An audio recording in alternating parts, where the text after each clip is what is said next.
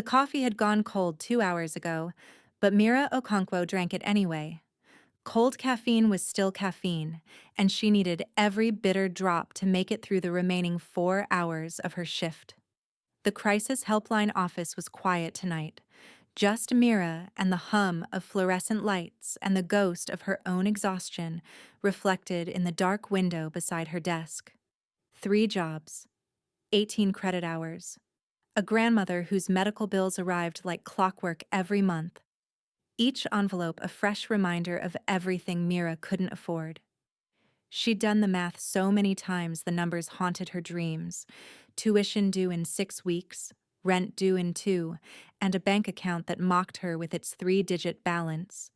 But she was close. So close.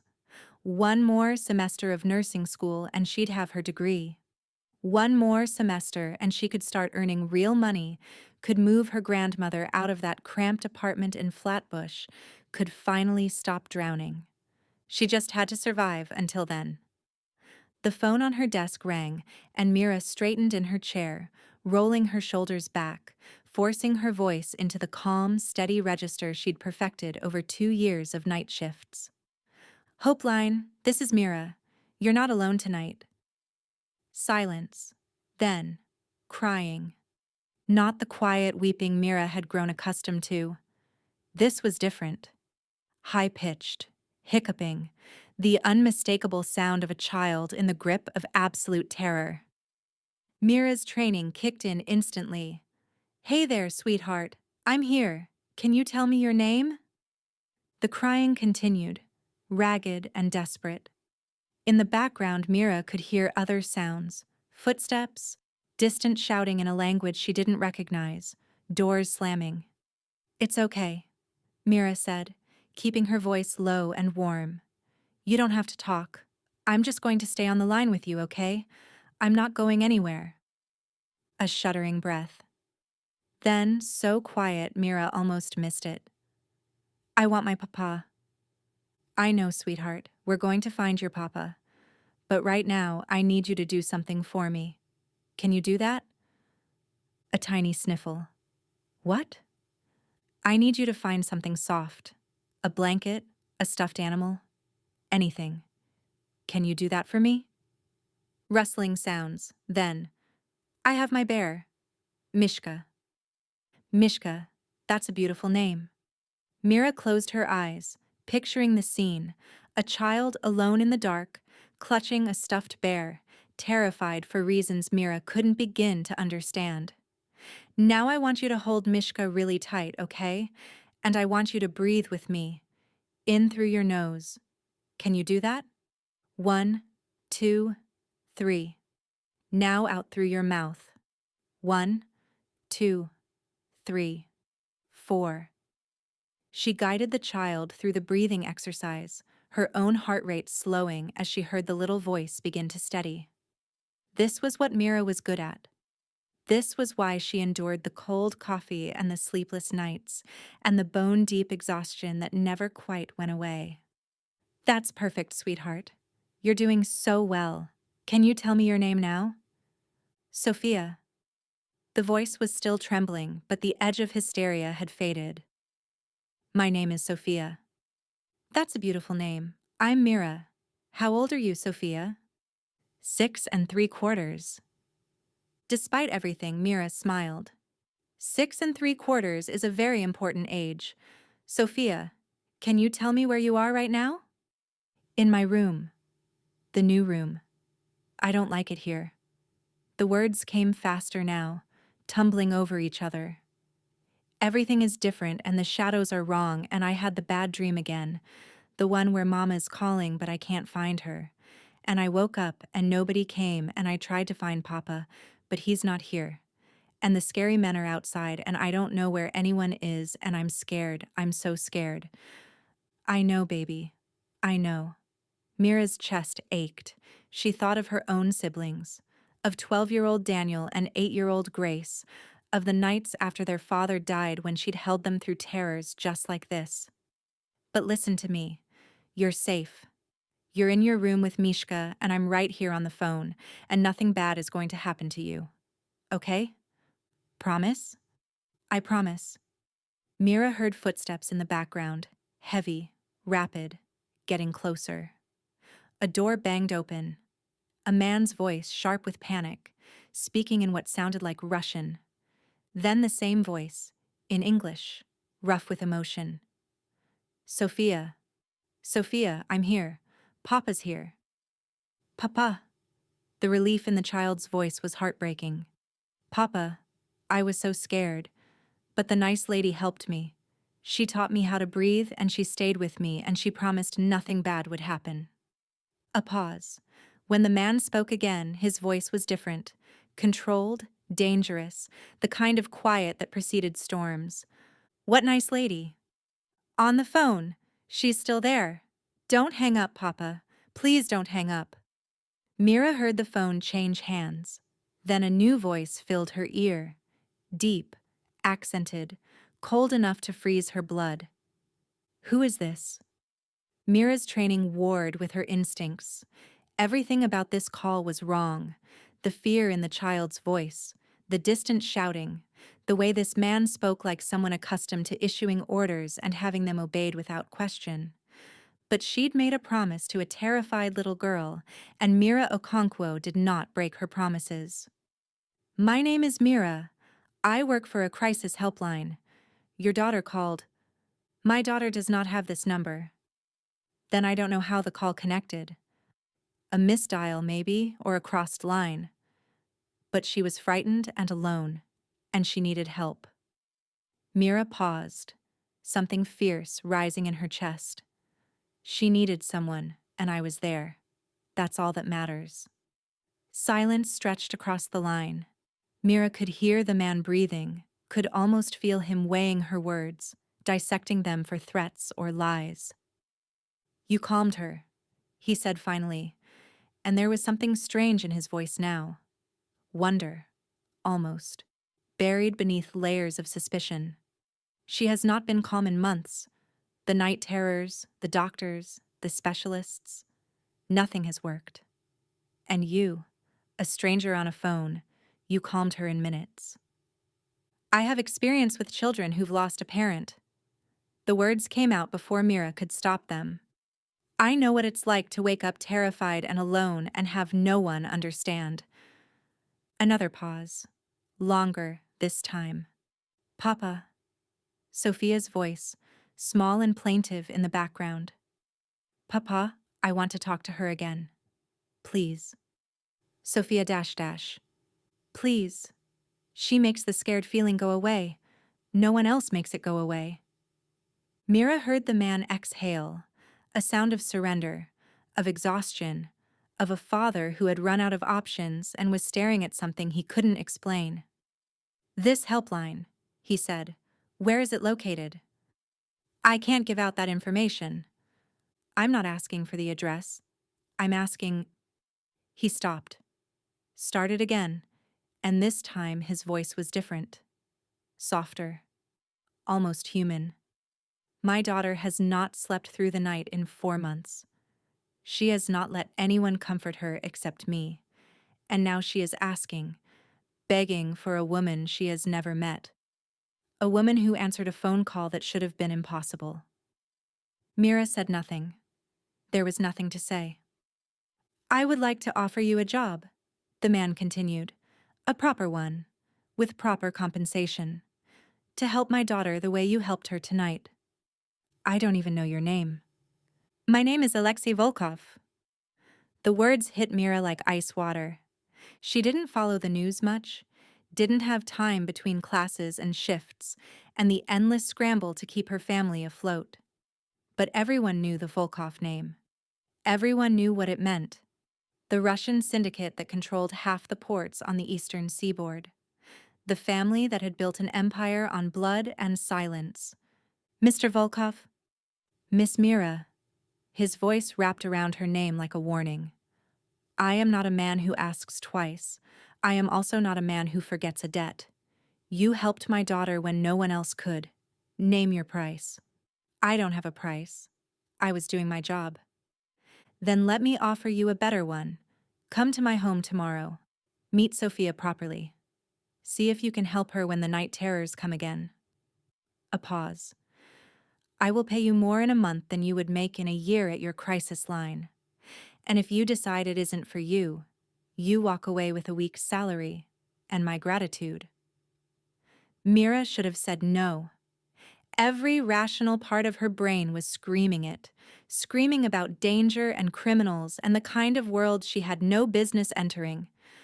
But then she heard Sophia's voice again, whispering something in Russian, and Alexei's response, soft and tender in a way that seemed impossible for a man with his reputation. She thought of her grandmother's medical bills, her tuition, the 3 jobs slowly grinding her into dust. She thought of a little girl who couldn't sleep, who had lost her mother, who had reached out in the dark and found Mira waiting. What time? She heard herself ask. 10 o'clock. I will send a car.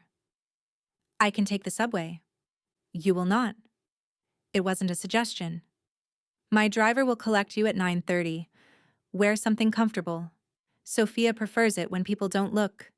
He paused, searching for the word. Stiff. I'm a nursing student who works 3 jobs, Mr. Volkov. I don't own anything stiff. A sound came through the phone, short, surprised. It took Mira a moment to realize it was a laugh. Until tomorrow, Miss Mira, Alexei Volkov said. The line went dead. Mira sat in the silence of the crisis center, the cold coffee forgotten, her heart pounding against her ribs like a bird trying to escape its cage. What had she just agreed to? The car that arrived the next morning was worth more than Mira's entire apartment building.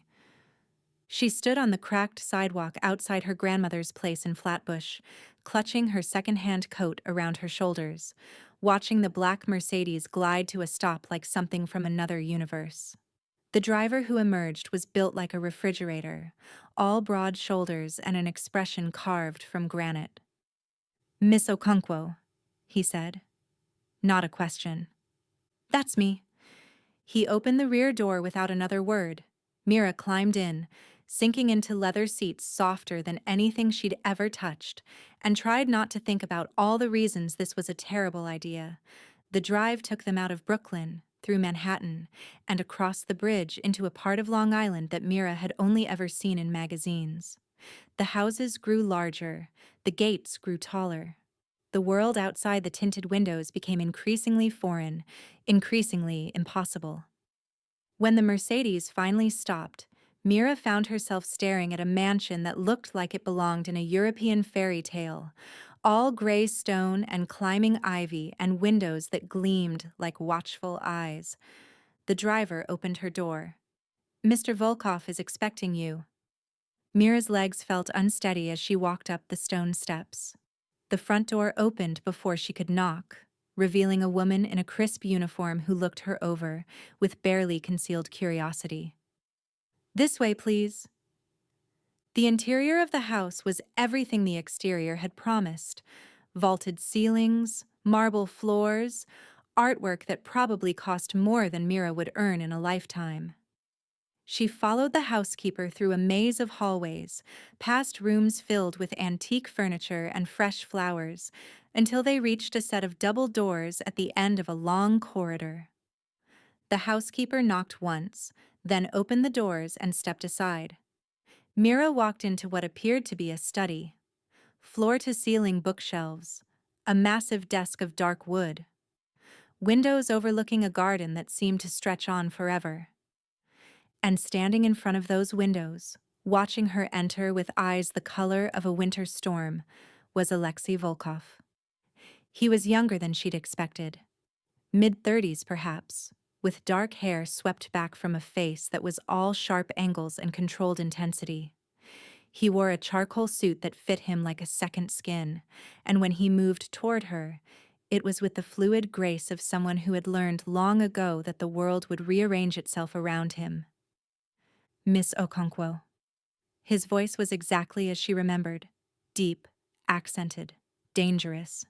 You came. You sent a car. It seemed rude to waste the gas. Something flickered in his expression. Surprise, maybe? Or amusement? Please, sit. He gestured to a pair of leather chairs near the fireplace. Mira sat, her spine rigid, her hands folded in her lap. Alexei remained standing, studying her with an intensity that made her skin prickle. I had you investigated, he said. Mira's stomach dropped. Excuse me? I do not invite strangers into my home without knowing who they are. He picked up a file from his desk and flipped it open. Mira Okonkwo, 23 years old, nursing student at Columbia, third year. Works 3 jobs: the crisis helpline, a diner in Harlem, and weekend shifts at a laundromat. Supports her grandmother, who raised her after her mother died in childbirth. Father killed in a robbery when you were 16. You've been raising your younger siblings ever since. He looked up. You've also never had so much as a parking ticket. Because I don't own a car. Because you are exactly what you appear to be. He closed the file and set it aside. Do you know how rare that is, Miss Okonkwo? In my world? I don't know anything about your world, Mr. Volkov. And yet, here you are. Before Mira could respond, the study door burst open. A small figure hurtled across the room like a comet, dark hair flying, bare feet slapping against the marble. Sofia Volkov launched herself at Mira with enough force to knock the breath from her lungs, thin arms wrapping around her neck in a desperate embrace. You came. Sofia's voice was muffled against Mira's shoulder. Papa said you would come, but I didn't believe him. I thought it was a dream. I thought I made you up. I'm real. Mira's arms came up instinctively, cradling the child against her chest. I'm here. I told you I'd stay with you, didn't I? Sofia pulled back just enough to look at her. She was beautiful, all dark curls and pale skin and eyes the same stormy gray as her father's. But there were shadows beneath those eyes, a fragility in the way she held herself, the visible marks of grief on a face too young to carry them. You sound different, Sofia said, studying her. Not like the phone. Is that okay? Sofia considered this. Then she nodded solemnly. You look like a princess. A real one. Not the silly cartoon kind. Mira laughed. She couldn't help it. That's the nicest thing anyone said to me in months. Will you stay? Sofia's grip tightened on Mira's coat. Will you stay and make the bad dreams go away? Please? I'll be good. I promise. I'll eat all my vegetables, and I won't complain about my lessons, and I'll... Sofia? Alexei's voice was soft but firm. Miss Okonkwo hasn't agreed to anything yet. We mustn't pressure her. But Papa... No buts? He crossed to them and gently detached Sofia from Mira's neck. Why don't you show Miss Okonkwo the garden while I have Mrs. Petrov prepare tea? You can tell her about your butterfly project. Sofia's face lit up. Can I show her the chrysalis? It's almost ready to open. Of course. The little girl grabbed Mira's hand and tugged her toward the door, chattering about metamorphosis and wing patterns, and the book her tutor had given her. Mira allowed herself to be led, glancing back only once. Alexei Volkov stood where they'd left him, watching his daughter with an expression that cracked something open in Mira's chest. Love. Desperate, terrified, overwhelming love. The kind that kept you awake at night. The kind that made you beg a stranger for help because you'd run out of ways to save the person who mattered most. Mira recognized that expression. She'd seen it in her own mirror for years. She turned away and followed Sofia into the garden, the March sunlight pale and uncertain above them, and wondered how she was supposed to walk away from this. The answer, she was beginning to realize, was that she wasn't. The weeks that followed rewrote everything Mira thought she knew about her life. She moved into the Volkov estate on a Sunday, a guest suite on the same floor as Sofia's room, close enough to hear if the nightmares came. Her grandmother had been skeptical at first, full of warnings about rich men and their intentions, but the first paycheck had silenced her objections. $20,000 deposited directly into Mira's account, more money than she'd seen in her entire life.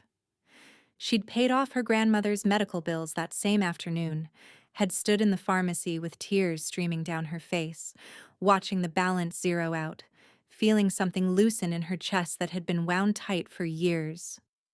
This was real. This was happening.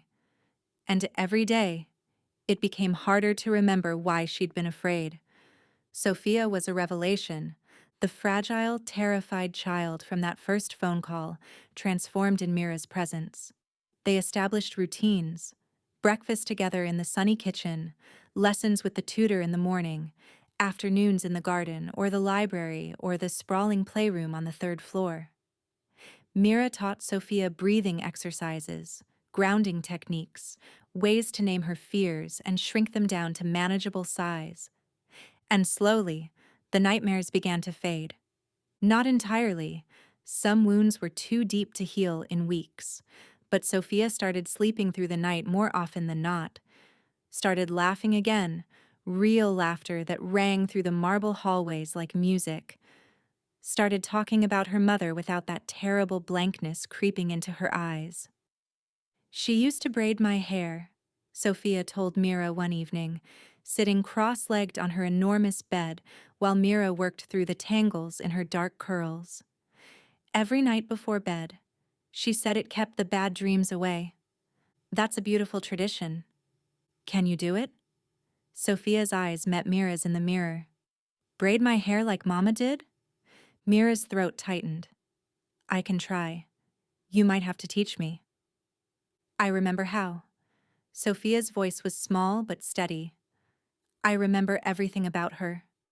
So they braided hair together, and Sophia talked about her mother, about her laugh and her perfume and the songs she used to sing. And Mira listened and held space for the grief and understood that healing wasn't about forgetting.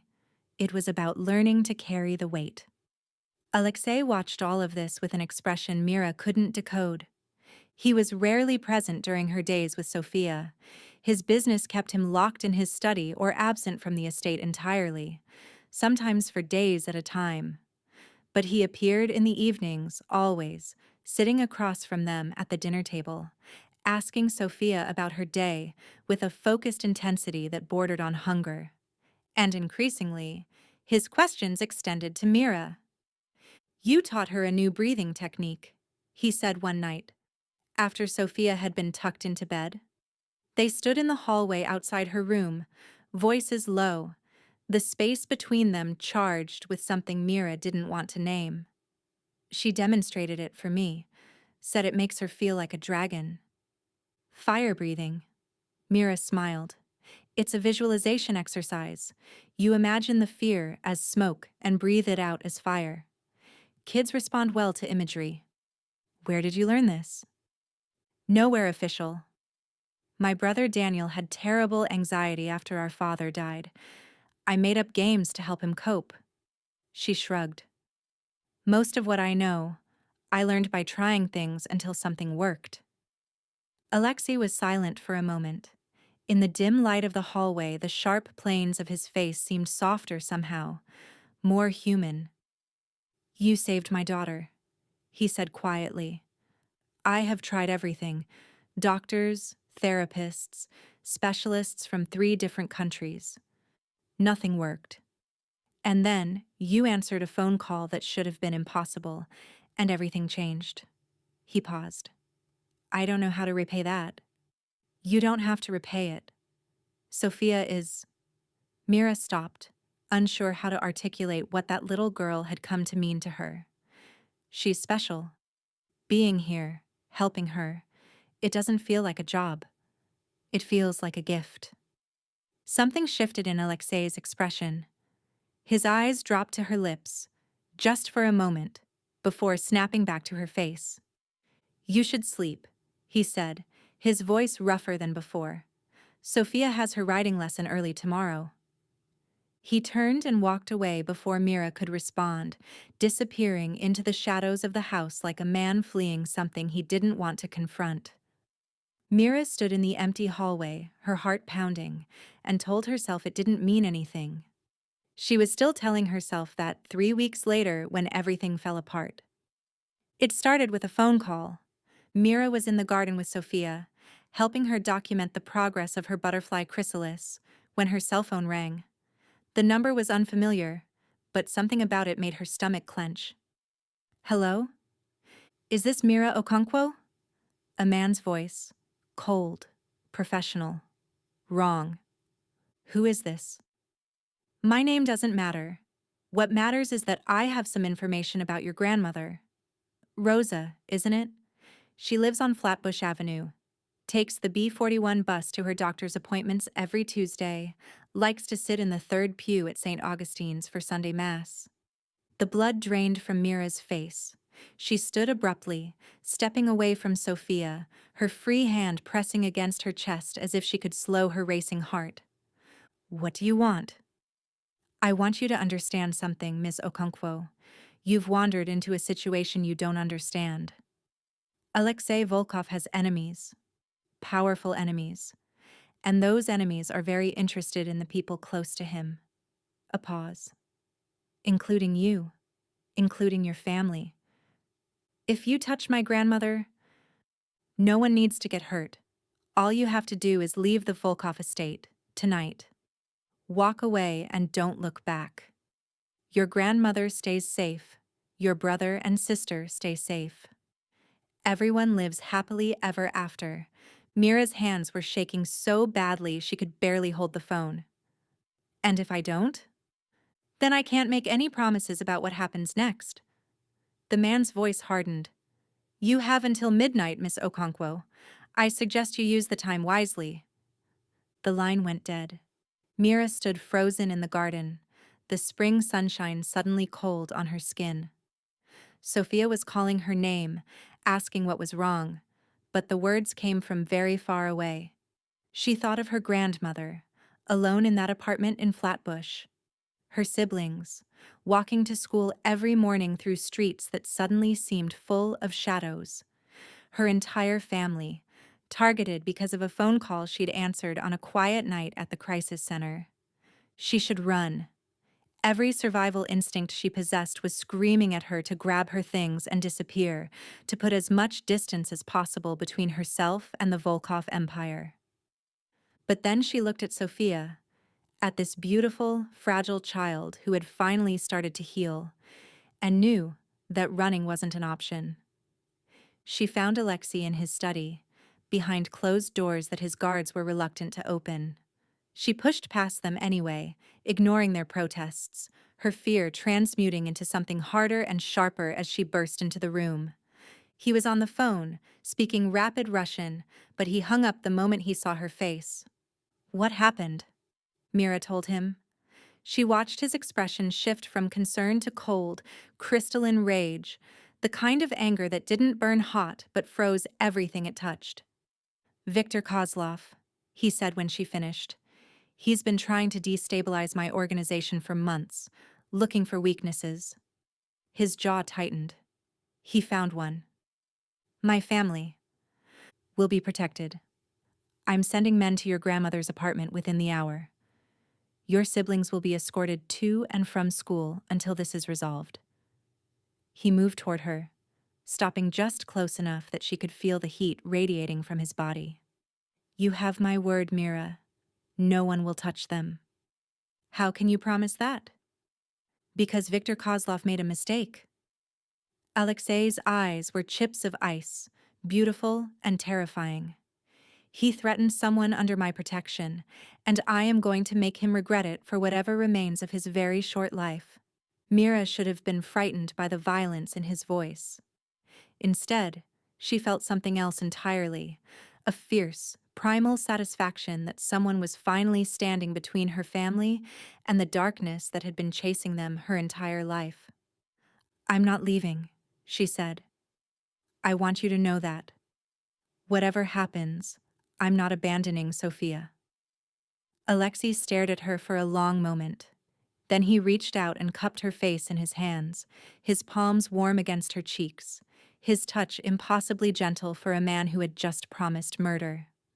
"No," he said softly. "You're not going anywhere. Neither am I." The attack came 3 days later in the dead of night, when the moon hung low and swollen over the estate grounds. Mira woke to the sound of shattering glass. She was on her feet before her mind fully registered what was happening, her body moving on pure instinct toward the door that connected her suite to Sophia's room. The hallway was dark, the power cut, and somewhere in the depths of the house she could hear shouting, gunfire, the sounds of a world tearing itself apart. Sophia was awake when Mira burst through the door, sitting bolt upright in her bed, her stuffed bear clutched to her chest. "Mira?" Her voice was thin with terror. "What's happening?" "I don't know, baby, but we need to move." Mira crossed the room and scooped Sophia into her arms, the child's weight familiar now after weeks of carrying her to bed when she fell asleep in the library. "Remember the breathing exercises? I need you to do them now. Can you do that for me?" Sophia nodded against her shoulder, and Mira felt the small chest rise and fall as the little girl began the fire-breathing technique they'd practiced so many times. Good. That was good. Now she just needed to figure out how to get them both out alive. The safe room. Alexei had shown it to her during her first week at the estate. A reinforced chamber in the basement, accessible through a hidden door in the wine cellar. He'd made her memorize the code, made her promise to take Sophia there if anything ever went wrong. She hadn't thought she'd need to use it so soon. Mira moved through the darkened hallways with Sophia pressed against her chest, navigating by memory and the occasional flicker of moonlight through the windows. The sounds of fighting seemed to come from everywhere and nowhere, disorienting her, making it impossible to tell which routes were safe. She was halfway down the service stairs when she heard the footsteps behind her. "Well, well?" The voice was unfamiliar, heavily accented, thick with amusement. "The nanny. Kozlov said you might try to run." Mira turned slowly. The man behind her was built like a tank, all muscle and menace, a gun held loosely in his hand. He smiled when he saw Sophia, and something in that smile made Mira's blood turn to ice. "Hand over the girl," he said, "and maybe I let you walk away." "No." The word came out stronger than Mira expected. "You're not touching her." "Brave." The man took a step closer. "Stupid, but brave. Kozlov will enjoy breaking you." Mira's mind raced. She had no weapon, no training, nothing but her own body between this monster and the child in her arms. But she'd spent her whole life protecting the people she loved against impossible odds. She wasn't about to stop now. "Sophia," she whispered, her lips brushing the child's ear. "When I say run, you run to the kitchen. Hide in the pantry. Don't come out until your papa finds you." "But, promise me." A tiny nod against her shoulder. Mira looked at the man with the gun. She thought about her father, who had died protecting his family. About her mother, who had given her life bringing Mira into the world. About all the sacrifices that had been made so that she could stand here, in this moment, with a chance to save one more person. "Run," she said, and shoved Sophia toward the opposite stairwell. The little girl fled, her bare feet silent on the marble. The man with the gun swore and raised his weapon to fire. Mira threw herself at him. She hit him low, the way her brother had taught her years ago during their backyard wrestling matches, driving her shoulder into his midsection with every ounce of strength she possessed. It wasn't enough to knock him down, but it was enough to spoil his aim. The shot went wide, shattering a vase somewhere in the darkness. Then his fist connected with the side of her head, and the world exploded into stars. She hit the ground hard, her vision swimming, her ears ringing. The man stood over her, his face twisted with rage, the gun pointed directly at her chest. "That," he said, "was a mistake." Mira closed her eyes. She thought of Sophia, hopefully safe in the kitchen pantry, of her grandmother and siblings, protected by Alexei's men, of all the people she loved who would survive because she'd bought them a few more seconds. It wasn't a bad way to die. The gunshot never came. Instead, she heard a sound like a thunderclap, followed by a wet, choking gasp. When she opened her eyes, the man who'd been about to kill her was crumpling to the floor, a red bloom spreading across his chest. Alexei Volkov stood in the doorway, a gun in his hand and murder in his eyes. He crossed the distance between them in 3 strides, falling to his knees beside her, his free hand cupping her face with desperate gentleness. Mira. His voice was ragged, barely recognizable. Mira, look at me. Are you hurt? Sophia dash dash. She's safe. My men found her in the kitchen. She's safe. His thumb traced her cheekbone, his touch trembling. Are you hurt? Mira tried to shake her head, but the motion sent pain lancing through her skull. I'm okay. I think. He hit me, but I'm going to kill them all.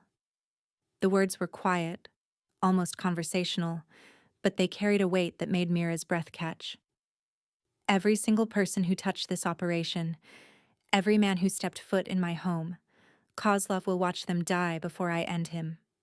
Alexei, he could have killed you. Alexei's composure cracked, and beneath it Mira saw something raw and terrified. A man confronting the thing he feared most. I heard the shot and I thought I was too late. I thought I'd lost you. You didn't. Mira reached up, her fingers brushing his jaw. I'm right here. You threw yourself at a man with a gun for my daughter. I'd do it again. He stared at her. This dangerous man, this crime lord, this father who loved his daughter more than his own life. And then he leaned down and pressed his forehead to hers, his breath shuddering out of him in a sound that was almost a sob. I can't lose you, he whispered. Do you understand? I thought I brought you here for Sophia, but I was wrong. I was lying to myself from the very beginning. His hand slid into her hair, cradling the back of her head. I need you, Mira. Not as a nanny, not as an employee. I need you, like I need air to breathe. Mira's heart was pounding so hard she was certain he could feel it. Alexei? You don't have to say anything. You don't have to feel the same. But I need you to know, because I almost lost the chance to tell you. He pulled back just enough to look at her, his gray eyes bright with emotion. I love you. I've loved you since you talked my daughter through her terror with nothing but kindness in your voice. I've loved you every moment since, and I will love you until I take my last breath. The house was still full of danger. There were bodies on the floor and enemies still unaccounted for, and 100 reasons why this moment was impossible. Mira kissed him anyway. She surged up and captured his mouth with hers, pouring everything she couldn't say into the contact, the fear and relief and longing that had been building for weeks, finally given permission to exist. He made a sound against her lips, something between a groan and a prayer, and then he was kissing her back with a desperation that stole what remained of her breath. When they finally broke apart, gunfire still echoed in distant parts of the house. There was blood on Alexei's shirt and a bruise forming on Mira's cheek, and absolutely nothing about this moment was safe or sane or sensible. But Mira looked into his eyes and saw her future there, waiting. I love you too, she said. Now go finish this. I'll be here when you get back. Alexei kissed her once more, hard, fierce, a promise sealed in fire. And then he was gone, disappearing into the darkness to end the war that had come to their door. Mira sat in the ruined hallway, surrounded by broken glass and fallen enemies, and smiled. She'd spent her whole life surviving, fighting to keep her head above water, fighting to protect the people she loved, fighting just to make it through another day. For the first time, she realized she might actually get to live. 4 months later, summer had transformed the estate into something from a dream. Mira stood at the window of the master bedroom, their bedroom now, watching Sophia chase butterflies through the garden below. The child's laughter floated up through the open window, bright and unself-conscious, the sound of a girl who had finally learned that joy didn't have to be followed by loss. The nightmares had stopped entirely 2 months ago. Sophia slept through the night now, peaceful and deep, and when she woke it was with excitement for the day ahead, rather than the echoes of terror. She'd started calling Mira Mama 3 weeks ago, shyly at first, then with increasing confidence when neither Mira nor Alexei corrected her. They never would. Some things were too precious to question. Viktor Kozlov was gone. Mira didn't ask for details and Alexei didn't offer them. What she knew was that the threat had been eliminated, permanently and completely, and that her family was safe. Her grandmother had moved into the estate's guest house, where she spent her days tending an herb garden that had become the envy of the entire household. Her brother Daniel was finishing his senior year at a private school in Connecticut, his anxiety managed, his future bright.